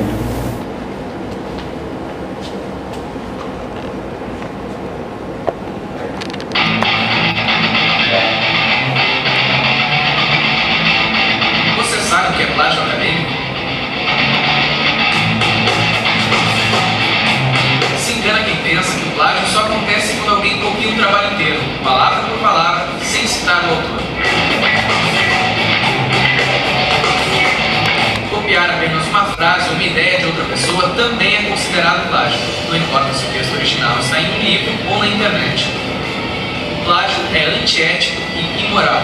Na Unicinos, quando comprovado, prevê desde redução de notas até reprovação do aluno. Então, como não cometer plágio? Você pode usar frases ou ideias de outros autores sem medo. Para isso, basta fazer uma citação, direta ou indireta. A citação direta é quando você insere um trecho do texto na íntegra, usando aspas ou recuo de parágrafo para sinalizar. Já a citação indireta é quando você utiliza a ideia de outra pessoa com as suas próprias palavras, sempre citando a sua fonte. Para fazer seus trabalhos, oriente-se pelas normas da ABNT. Seja autêntico. Plágio. Não Ctrl+C essa ideia. Então, acho que essa é uma questão. Por que ser autêntico? Seja o que você é, demonstre o seu conhecimento, demonstre a sua capacidade criativa, demonstre até onde você pode contribuir.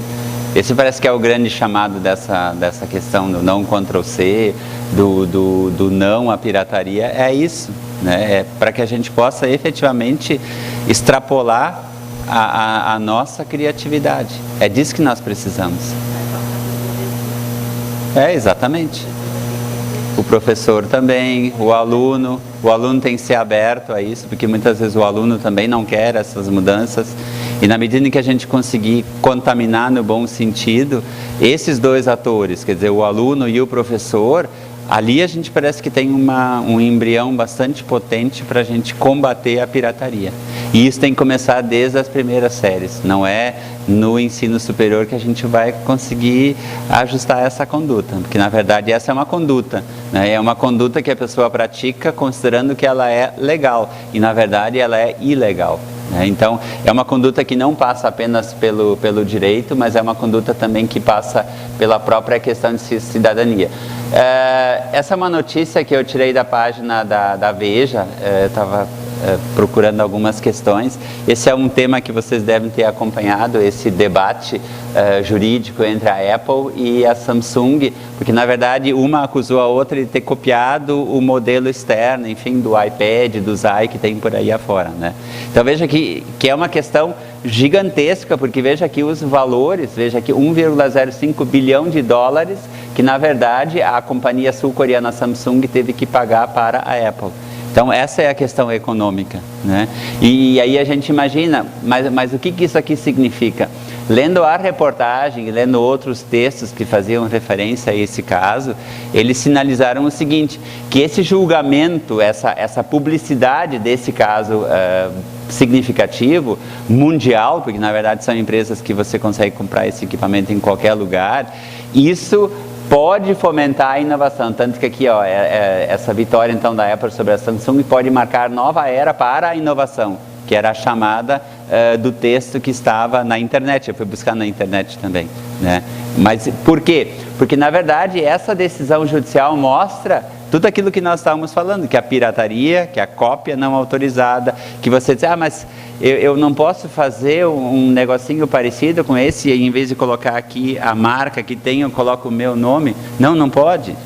Porque se é parecido, então dê uma outra característica, use um pouco mais a criatividade. Se você conseguiu desenvolver isto aqui, tal qual a outra empresa, pense um pouco mais, dê um outro formato, dê um outro contorno, atribua uma outra característica. Não faça igual, porque a grande discussão era essa, os aparelhos são iguais por fora, talvez por dentro não, mas enfim, quem entende da área vai poder falar isso melhor. Mas essa é uma questão. Me parece que esse julgamento, ele além dessa questão econômica entre as duas companhias, deu um sinal visível para o mundo dessa questão da pirataria. Mas será que se eu copiar uma frase, que nem estava ali nos filmezinhos da Unicinos, é a mesma coisa que eles fizeram? Em termos de conteúdo porque na verdade você está se apropriando, você está imitando, você está buscando alguma coisa que não é sua, e está, que nem está no filmezinho, ele está apagando o nome do verdadeiro autor e está colocando o seu. Então procurem talvez ler mais sobre esse caso judicial, que é um caso bastante grande, pelo menos foi a maior condenação, diz ali, nos Estados Unidos, e me parece que é um caso que revelou essas questões, de que essas cópias, essa imitação existe, e não existe apenas num plano pequeno entre pessoas, existe entre empresas também, que tem consequências jurídicas, e a consequência jurídica ela é a própria decisão judicial, dizendo, olha, a Samsung copiou ou imitou, pelo menos, o tal do aparelho, colocando o nome dela em vez do nome da Apple, e além disso, no sentido de que, e aí o comentário que o jornalista fazia a essa reportagem era justamente isso, o caráter pedagógico dessa decisão judicial, que outros não vão imitar, e que, ao invés de imitar, isso provavelmente vai fomentar a criatividade, vai fomentar a inovação. Então, se eu conseguir chegar até essa engenhoca, mas essa engenhoca já existe. Então, eu vou pensar um pouco mais, eu vou atribuir mais características, eu vou atribuir outras funcionalidades para que não seja semelhante a essa questão. Então, isso também é uma questão importante. Ou seja, nós estávamos falando antes da lei não conseguir mostrar para que ela veio. Aqui está mostrando. Claro que a gente não precisa sair punindo todo mundo, que precisa também ver por quê e como, as características, mas que ela precisa mostrar a que ela veio, ela precisa. Quer dizer, uma lei não pode ficar simplesmente sempre colocada no papel e no plano da vida ela não muda nada. Então, esse sentido, essa reportagem, ela quis mostrar essa questão do caráter pedagógico que o direito tem, de inibir a repetição dessas condutas. E por que isso? Aqui tem duas lâminas que mostram um pouquinho essa questão do tempo que nós estamos vivendo hoje, aí a colega da matemática ela vai poder me ajudar mais. Até o século XX, claro que não é bem uma divisão de tempo, terminou o século XX, nós ingressamos num outro, nós vivíamos sob a perspectiva da física newtoniana, em que a matéria, o espaço e o tempo, eles estavam separados. Então, na verdade, nós tínhamos um razoável controle sobre tudo, porque as coisas não aconteciam concomitantemente. O que nós estamos passando agora a partir, enfim, e especialmente do século que nós estamos? Na era da informação, justamente o motivo da nossa questão, mas também a era do conhecimento. Então esse é um signo importante. Não é a era da informação simplesmente de apropriação. Não, é a era da informação, a era da facilidade tecnológica, mas ela tem um objetivo. Ela tem um objetivo da formatação de um conhecimento, da formatação de novas ideias. E aí o que a gente vai ter? A gente vai ter os mesmos elementos, veja, mas que eles estão sobrepostos. Então haverá momentos em que a matéria, a energia, o espaço e o tempo, eles vão estar sobrepostos. E essa é a grande dificuldade. Por quê? Porque nós não vamos mais conseguir dar conta, primeiro disso, depois do espaço, depois do tempo. Nós temos que dar conta disto ao mesmo tempo. E aí, inclusive, entram a questão das nanotecnologias. Aqui nesse quadro, para quem ainda tem dúvida, quais são as características que nós tínhamos, claro que nós ainda vamos ter, mas quais são as novas características que gradativamente vão tomando conta da nossa vida, da nossa sociedade, do nosso modo de ser e agir. Veja aqui, A questão da alta tecnologia, então veja, bem dentro daquela questão, a sociedade é a sociedade da informação, aquilo que nós estamos vivendo, quer dizer, cada vez mais a internet, ela nos permite acessar o mundo, acessar informações. A economia, ela é global, por isso que é importante essa questão. Então não é simplesmente a pirataria no Brasil, mas é o reflexo que a pirataria no Brasil gera no mundo, e o contrário, a pirataria no mundo gera no Brasil. Também não é um caminho de uma via só, é um caminho de duas vias. Veja que aqui os trabalhadores, olha aqui, ó, a questão do conhecimento, né? A hierarquia, olha aqui o que o professor Alejandro falava, a questão das redes. Então eu preciso me preocupar com isso. Eu preciso pensar não mais no individual, e veja que aqui era bem a questão da autoridade, então eu mando, e porque eu posso mandar, vocês vão cumprir. Não, hoje nós estamos numa perspectiva de rede, então me parece que a possibilidade de nós dialogarmos, a possibilidade de nós fazermos um consenso, ela é muito melhor e muito mais facilitada com a ajuda da internet, inclusive. Porque se nós não quisermos fazer uma reunião presencial, nós podemos nos conversar pelo Skype, né? Tem outras N maneiras de nós estabelecermos comunicação sem que a gente esteja presencialmente em um determinado espaço. Então essa questão da rede, ela por si só já mostra essa mudança de paradigma, que o individual, ele precisa dar lugar ao coletivo. E essa mudança, ela é significativa. E ela é importante, inclusive, nessa perspectiva da questão da propriedade intelectual. Aqui, me parece que é importante. A possibilidade de você ter uma única opção, porque, enfim, a internet não tão desenvolvida, você não tem muito o que pensar, é aquilo que você tem, você vai trabalhar com aquilo. Como você vai ter mais ações e mais opções, aliás, você vai ter multiplicidade, aí você vai ter que fazer escolhas. E quais serão as melhores escolhas? E aí me parece que é um retorno daquilo que nós começamos a nossa conversa, da importância da moral, da importância de cada um ter, digamos, o seu controle pessoal de qualidade. Isto eu posso fazer, ou isto eu devo fazer, e isto eu não devo fazer. Não porque eu tenho medo de ser punido, porque, enfim, tem um delegado aqui na nossa sala, ou porque eu tenho medo da lei. Não, eu não farei porque isto atinge um determinado valor que nós construímos coletivamente, por meio da rede. Então a rede também tem a sua ética, a informática também tem a sua ética, ela também tem os seus valores. E esse dar-se conta me parece fundamental. E aí não precisa de uma lei dizendo, olha, se você fizer isso eu vou te punir. Não. Quem sabe vamos consensuar, nós não faremos isso. Então essa me parece que é uma questão importante e ela está dentro dessa mudança paradigmática maior. De uma mudança efetivamente no cenário. Existe efetivamente, nós estávamos falando antes, são algumas coisas que eu coloquei aqui, a gente já acabou antecipando. Existe efetivamente uma cultura da cópia? Eu estaria aqui fazendo uma pergunta e eu estaria me assustando com isso, né? Por isso a exclamação, quer dizer, existe realmente essa cultura? Né? E da onde ela vem? Então aqui entra essa questão, então tem alguns autores que vão trabalhar isso, quer dizer, padrões emergentes de informação e produção cultural compartilhado. Mas o que é esse compartilhado? É eu baixar no meu computador, salvar, criar um arquivo e mandar para o meu colega, ou postar no Facebook? Mas será que a pessoa que fez aquilo, ela quis que aquilo fosse para o Facebook? Eu preciso ver, porque isso é compartilhar. Então se eu recebo alguma informação, é muito legal ali compartilhar, mas eu teria que, mas eu vou ter que olhar um pouco o histórico daquilo ali. Será que aquela pessoa que produziu, não é nem quem me mandou, será que aquela pessoa que produziu, ela quis que aquilo fosse compartilhado? Né? Passar adiante, compartilhar.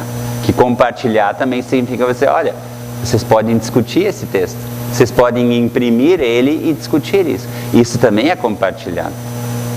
Eu estou autorizando isso.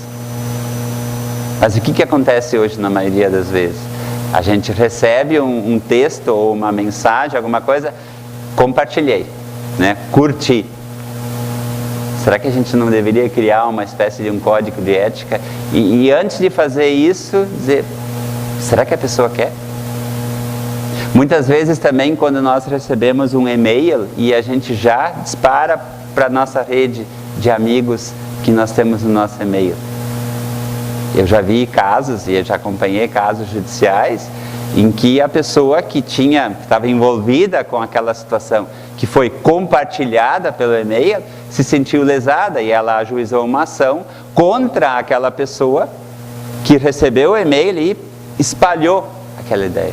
Então essa me parece que é uma questão bem importante nessa palavrinha, por isso eu fiz questão de sublinhar essa ideia do compartilhamento. Fala, Alejandro. Mas é só um acréscimo aqui, até para contribuir. Eu tenho conversado com o professor Wilson sobre esse conceito do compartilhar. Vocês vejam como existe uma sutileza, a gente tem que pensar o sentido das coisas, né?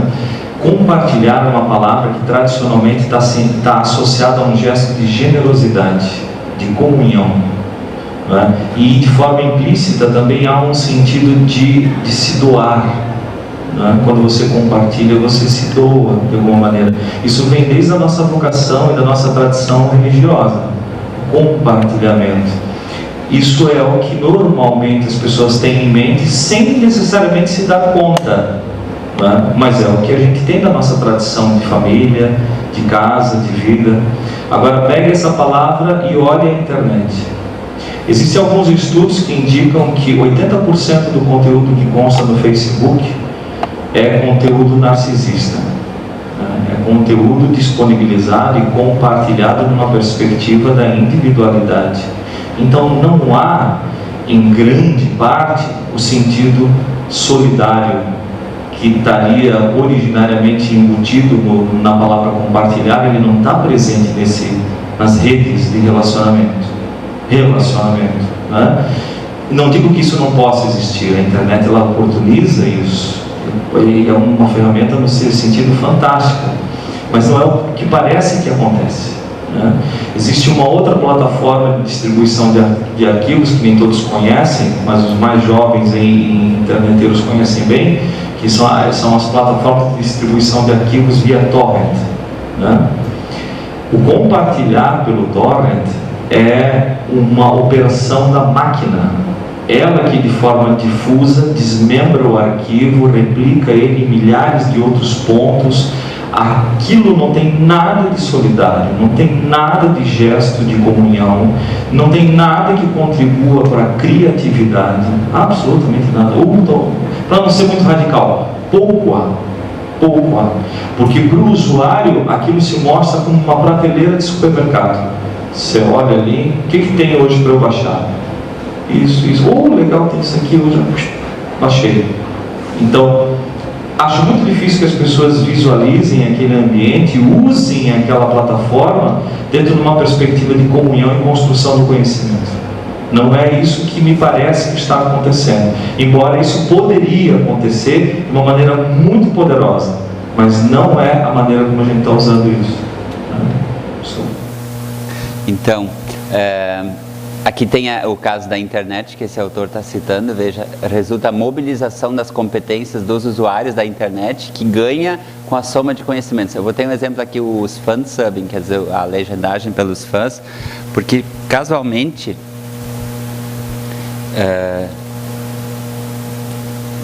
nesse jornal Le Monde Diplomatique, aqui, Brasil, desse mês, eu estava olhando e me caiu essa reportagem nas mãos. Ó, quem faz as legendas piratas? Justamente o nosso tema. Ou seja, a discussão aqui do artigo da reportagem é o lançamento de filmes nos Estados Unidos, e aí diz que aqui 24 horas depois que eles são lançados nos Estados Unidos, eles são lançados também na Europa, e em seguida já existe uma versão com legenda. E aí aqui fala justamente sobre essa legenda dos fãs, a legendagem pelos fãs, que imediatamente entram, e aí aqui eles vão discutindo com uma rapidez incrível, e aí é uma corporação de fãs, cada um tem uma função, e quando vê, esse filme já está legendado. Mas não porque quem fez o filme fez a legenda, não, porque justamente esses piratas, entre aspas, fizeram a legenda. né? Então, é uma discussão de agora, então veja, houve uma coincidência desse evento e faz essa discussão. Quem faz as legendas piratas? Então, é um grupo, né, de cinéfilos, cinéfilos, é isso? É, né? Cinéfilos. Quer dizer, os apaixonados pelo filme, pelo cinema, e eles simplesmente, de uma ou de outra forma, não se sabe exatamente essa discussão aqui, eles conseguem entrar e baixar o filme, sem que ninguém tenha conseguido ainda, e eles conseguem. E eles também, de uma maneira bastante ágil, colocam a legenda em vários idiomas. Então é isso que está colocado ali. Veja que as coisas elas convergem. Na verdade, a internet são usuários competentes, porque para isso tem que ter capacidade. Então veja que eles têm uma inteligência, eles têm uma habilidade bastante interessante, mas aí a pergunta é, não sei se isso é ruim ou não, a discussão está colocada, não tem uma resposta, é uma pergunta ainda nesse momento. Mas veja se essas capacidades dessas pessoas fossem utilizadas em benefício da inovação, em benefício da cultura, o ganho que nós teríamos. Porque a capacidade eles têm. Aí tem essa dubiedade ou essa ambiguidade. Se por um lado você abre essa comunicação, por outro lado fica ainda essa dúvida, mas será que eles podiam ter feito isso? Por que não? Por que não fazer? Aí vem aquela questão, se a técnica permite, qualquer um, se a técnica permite, por que não fazer? Né? Então essa é uma questão importante. Então ainda dentro dessa minha pergunta, né, existe hoje uma espécie de uma cultura da participação nesse sentido. Quer dizer, hoje as pessoas elas estão zapeando pela internet ao invés de ficar na frente da TV. Então acho que é uma mudança de hábito também, né, que as pessoas ao invés de ficar horas na frente da televisão, hoje elas têm horas na frente de uma tela do computador, buscando informações para cima e para baixo, abrindo links, fechando links e assim sucessivamente, né? Existe uma espécie de uma expressão de uma inteligência coletiva, e aqui é uma questão importante, quer dizer, uma cultura da cópia digital de conteúdos. Qualquer acesso a conteúdo deve gerar necessariamente uma cópia desse conteúdo. Essa é uma questão. Quer dizer, será que eu preciso ter uma cópia? Se está na internet, amanhã vai continuar ali. Eu preciso ter uma cópia daquilo? Porque se é uma informação, ela vai continuar ali. Então também essa questão, quer dizer, para que fazer a cópia? Não fica, ok? Mas se, por exemplo, se eu escrevi um texto e no mês que vem, eu não concordo mais com essa minha ideia, eu quero tirar ele, eu posso ter esse direito de tirar. E aí se alguém copiou, vai continuar, mas o professor lá pensa, não, eu não penso mais assim. Então tem que inclusive tomar esse cuidado. Porque se está disponível eternamente, quem vai garantir que a pessoa continua pensando daquela forma? E por isso me parece que é essa questão da cópia. Eu não autorizo a cópia. Ela está ali, você pode acessar, mas você não pode fazer uma cópia. Por quê? Porque amanhã eu quero ter o direito de substituir. E eu não ser acusado, mas você pensou assim. Ok, eu pensei assim, mas hoje eu não penso mais. Então, inclusive, nesse sentido, né? E aí tem toda essa questão da inovação, que é o pano de fundo, que a gente precisa observar, né? Que talvez vai ser impactado. Aqui embaixo diz assim, investir tempo e dinheiro, não é, na busca de ideias e soluções criativas para os problemas envolve um alto grau de incerteza sobre os resultados. Então, efetivamente, se eu faço um investimento, eu não sei se aquilo vai dar certo. Mas os riscos, né, os riscos são maiores para quem ficar para trás. Então, veja, essa é a questão. Há um impulso, há um fomento para a inovação. Há um fomento para a criatividade. Eu vou correr riscos? Vou. Mas me parece que essa é a provocação dessa tela. Eu devo correr esses riscos. Porque eu preciso inovar. Porque eu preciso descortinar o mundo, eu preciso abrir novas possibilidades, eu preciso estar em sintonia, porque hoje é uma questão interessante essa ideia da globalização. Por que eu preciso inovar? Eu não posso ficar parado no tempo? Pode. Mas isso talvez em termos de uma coletividade não é interessante. Porque não é mais apenas o Brasil, mas é o Brasil, é a América do Sul, é o continente americano, é o mundo. É interessante ficarmos parados. Isso também me parece que tem a ver com aquele gráfico ali, o século XX para o século XXI. Talvez houvesse algum tempo em que um país poderia tomar essa decisão. Não a inovação, sim a cópia. Nós queremos ficar parados, é uma decisão, o povo decidiu. Mas hoje eu fico em dúvida sobre se esta é uma decisão possível de um gestor de um país.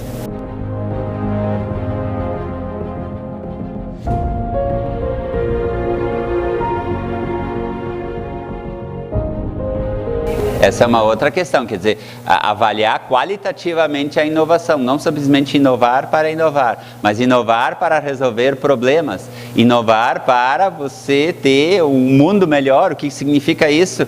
Que as pessoas possam viver como pessoas melhores, que elas possam atender às necessidades dela, e mais, que a gente possa ter condições de ter um mundo mais limpo, porque essa é hoje a grande discussão, a questão ambiental. Então essa é uma questão realmente. Então, para a gente começar a encaminhar para a finalização, então isso aqui me parece que é uma cultura. Claro que a gente não está pregando aqui o retorno à lei, porque é isso que a gente está fazendo, justamente o inverso, mas a gente fica surpreso, e todos vocês ficam, que parece que a lei não existe mais, porque está cada um fazendo como quer. Então parece que talvez a gente precise, antes no direito a gente avançar 2 passos, dar um passo atrás e começar de novo de um ponto do qual nós já deveríamos estar partindo, que é cumprir a lei. Bem, se ela foi desenvolvida pelos nossos representantes, isso é muito importante. Agora nós estamos de novo em anos de eleição, isso não é propaganda para nada e nem ninguém, mas para a gente pensar um pouco sobre isso. Você vai escolher os seus representantes, e eu sempre digo o seguinte: você vai dar para eles uma procuração em branco, você vai assinar embaixo, e vai permitir que eles preencham o conteúdo. Então eu preciso pensar muito nisso. E essa é a questão. Por que isso é importante? Porque um dos trabalhos desses nossos representantes é fazer a lei. Então nós temos que escolher muito bem e acompanhar de perto o que eles estão fazendo. E aí a tecnologia é importante. Se antes eu precisaria ir até a Brasília para assistir uma sessão do Congresso Nacional, hoje eu posso acompanhar pela internet. Então essa é uma facilidade importante. E aí tem uma questão da transparência, uma questão de eu acompanhar de perto, uma questão de eu mandar e-mail para o parlamentar, dizer, olha, eu não concordo com isso, e aí você vai contaminando outros colegas, vão mandando e-mail também. Então, na verdade, você vai dando o seu recado hoje, por meio da tecnologia, de uma maneira muito melhor e mais eficiente, mais rápida, do que quando essa tecnologia ainda era incipiente ou não existia. Então, essa me parece que é uma questão importante. Esse texto aqui sempre tem que ser o nosso livro de cabeceira. Então, para quem... Eu costumo dizer o seguinte: eu não sou cidadão porque eu tenho aquela folhinha verde que me permite ir de 4 em 4 anos, ou de tirar da cara e dizer, olha, eu sou o fulano e eu vim manifestar a minha opinião. Eu sou cidadão quando eu conheço a Constituição federal, estadual, a lei orgânica do município. Parece que essa é uma ação de cidadania. É eu conhecer a Constituição. Especialmente para eu saber se aquela pessoa que está anunciando que fará alguma coisa, para eu saber se ela realmente pode fazer aquilo. Porque se não tiver escrito lá na Constituição que um deputado estadual possa fazer isso, ou deputado federal aquilo, ou o senador, ou o presidente, ou o prefeito que seja, ele jamais vai poder fazer. Então eu preciso ter esse controle. E aí as 2 perguntas do nosso seminário, quer dizer, a cultura da inovação, ela pode ser vista como um contraponto de redução da pirataria? Então, muito mais do que trazer respostas, eu e o Alejandro viemos aí, é justamente incendiar esse auditório e levar, vocês vão ter esse tema de casa. Talvez a gente vai ter uma retomada e aí cada um vai trazer a sua resposta, nós também vamos trazer a nossa, por óbvio, e a gente vai chegar a um consenso. Então, a pergunta é essa: se nós realmente estamos fomentando a inovação, e é isso que o Brasil hoje está colocando realmente como ordem do dia, e isso vem iluminado pela Constituição, né? Por exemplo, então já vamos dar uma colinha, os artigos 218 e 219 da Constituição falam sobre a inovação, sobre a política científica no Brasil. Então, na verdade, existe um fomento à inovação. Ela é, na verdade, hoje um fator cultural, um fator de identidade do país, essa busca pela inovação, né? Bem, se nós aumentarmos e fomentarmos a inovação, nós vamos reduzir a pirataria? Aí, fazendo uma outra pergunta. Essa pirataria, ela pode, de certo modo, desestimular, desincentivar a inovação? Então, é uma pergunta que tem dois lados, quer dizer, ela pode ser tanto ou e. Então, pode ser tanto, quer dizer, uma ou outra, ou as duas. Então, essa me parece que é a grande questão.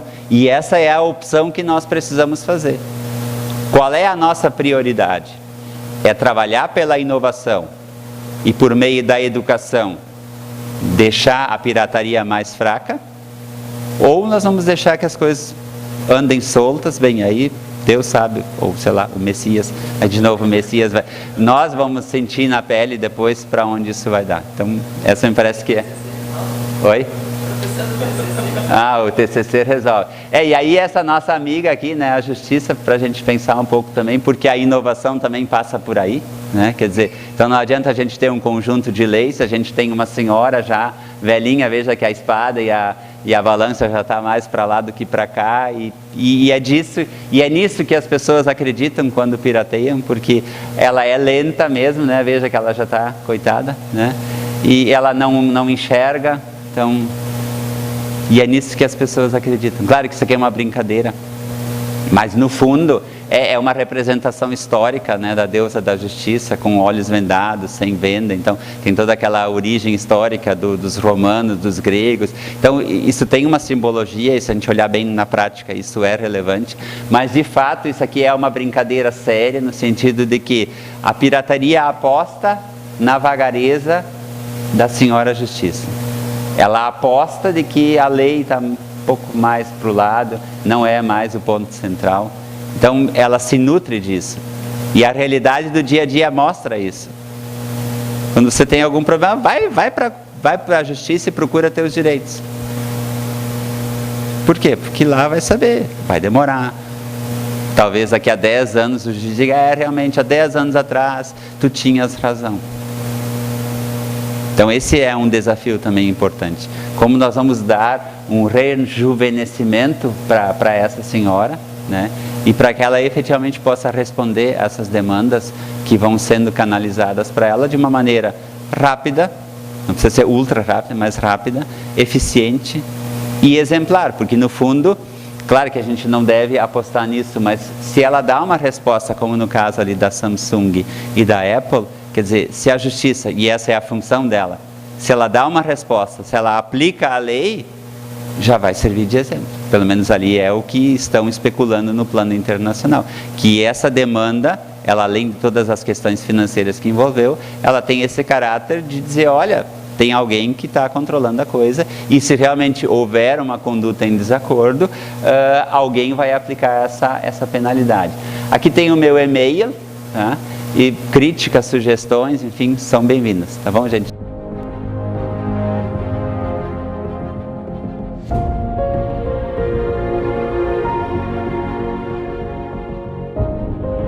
Bom, esse cenário existe, sim, ele existe, mas o que nós não podemos fazer, e o que me parece que está acontecendo bastante, é supervalorizar ele, ou tornar ele o único aspecto a ser discutido quando se fala do contraponto da questão da pirataria, da inovação, né? Aquele discurso das hegemonias dos poderes absolutos e o contraponto, então, a viés libertário, no sentido de nos libertar de um poder maléfico, que é essa concentração de capital nas mãos de grandes corporações. Quer dizer, esse cenário ele existe, a gente tem que refletir sobre ele, eu acho extremamente importante isso, né?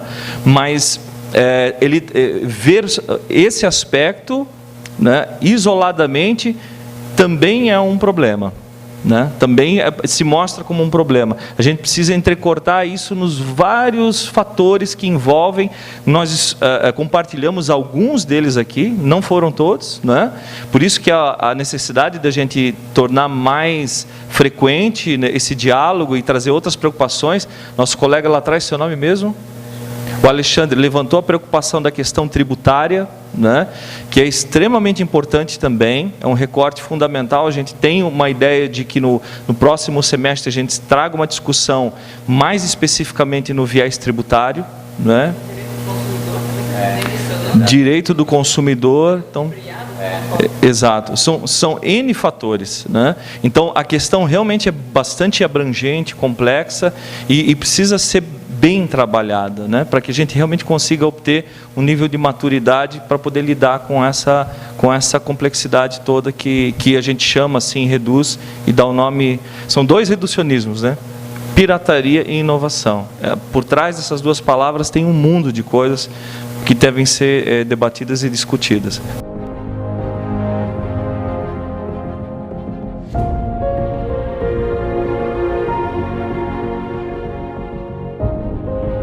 Eu acho que é importante a tua colocação no sentido de que, de alguma maneira, essa plataforma tecnológica toda, esses recursos tecnológicos, realmente potencializa o acesso ao conhecimento, informação e, consequentemente, a questão da cultura. Mas esse é um ponto que eu te convido a refletir bastante também, porque a gente tende a tornar coisas que não são necessariamente objetos, a gente torna objetos. Então, a cultura virou um objeto, não, algo a se apropriar. Cultura, acho que a gente tem que pensar nisso, porque nem cultura, nem conhecimento são objetos de fato, não é? Eles são fenômenos, são processos, e não necessariamente coisas que são apropriáveis. A gente torna elas coisas para tornar elas objeto de negócio e vira mercancia, não é? E a gente coloca como conhecimento, cultura, mas existe um outro patamar de reflexão sobre isso, que vai fazer com que, por exemplo, a internet, que a gente tanto falou aqui, né, seja uma plataforma excelente para o fomento e conhecimento e difusão da cultura e construção, mas o temor e pelo menos o cenário que parece, eu posso estar enganado nisso, mas realmente é algo que me aflige muito, né, é de que o que está acontecendo não é exatamente isso, né? Esse é o discurso que a gente ouve, né, o que a gente incorpora, mas o que acontece é de fato um reforço a uma cultura de replicação, de cópia. A gente pouco discute as questões, elas são pouco debatidas, né, e isso de alguma maneira fortalece a cultura da cópia. Tá? A gente não pode se estender muito mais, porque o voo do professor Wilson está próximo, né? Em torno de 13h, então a gente não vai, a gente já não pode permanecer muito mais tempo aqui, né? Mas eu quero apenas dar então a palavra aos colegas nas últimas colocações. Ali a nossa colega, depois você. Bom dia, meu nome é Carmen, eu estou aqui representando a CEMED, Secretaria de Educação, com a Cláudia. Nós fizemos parte também com o Alejandro, né, da Comissão de Combate à Pirataria. Mas no dia 15 e 16 de maio vai acontecer o Seminário de Educação Fiscal da cidade de Blumenau, onde a Cefaz e a CEMED organizam. E nós vamos ter um palestrante que vai falar também sobre pirataria. Inclusive vai vir a vice-diretora, né, da Escola Fazendária de Brasília palestrar também sobre a ESAF. Para quem não conhece, é muito importante, porque a educação fiscal veio a partir desta iniciativa dos auditores fiscais do Brasil. E também tem uma coisa muito importante, no dia 26 de maio, que eu estou fazendo um convite em primeira mão para vocês, é o SESCOM, ele trabalha com o bolo tributário, né? E no dia 26 de maio, nas escadarias da Matriz, não sei se alguém lembra, mas eles fazem uma movimentação o dia todinho, né, sobre esse... E esse ano, o tema do SESCOM é pirataria. Né? Então, nós vamos ter cartazes, nós estamos, então, nos envolvendo, estamos convidando vocês a darem uma passadinha lá, verificar o que nós estamos trabalhando. As escolas também vão estar lá, provavelmente uma ou duas, representando a Secretaria de Educação. Mas é importante fazer essa divulgação para vocês, porque já que o tema é pirataria, inclusive... O Luiz Sé, ele lança todo ano uma revistinha com historinha, e este ano vai ser sobre pirataria. O vovô Chopão conversando com os netos sobre isso. Então, é importante a gente fazer parte desse evento, divulgar na FURB, se possível, tá, Leandro? Se fosse possível, né? E também eu quero dizer para vocês que nós somos todos acadêmicos, formados, estou diante de um futuro doutor e bastante orgulhosa, mas quero dizer a vocês que tem 2 criaturas importantes aqui na plateia que eu agradeço ter vindo, que são os meus 2 alunos do ensino médio, estou trabalhando pirataria com eles, e quando eu vi eles hoje de manhã, me senti bastante lisonjeada, sabe? Porque a gente é professora de escola pública do ensino médio, eles trabalham durante o dia, à noite vão para a escola muito cansados, eu sei da dificuldade, porque já estou quase me aposentando e trabalho sempre no noturno, e duas turmas de terceiros anos estão aqui eles, então eu quero agradecer o Wesley e a Tainara de coração. Tá bom? E a Tainara. E a gente está fazendo um trabalho também sobre pirataria, estou participando da Olimpíada Brasileira, né? E o meu tema vai ser pirataria, então, com eles. Então, a gente está também trabalhando nessa base de vocês. Obrigada, senhora Rando. A gente que agradece. Eu gostaria de uma salva de palmas a todos aqui. Ok?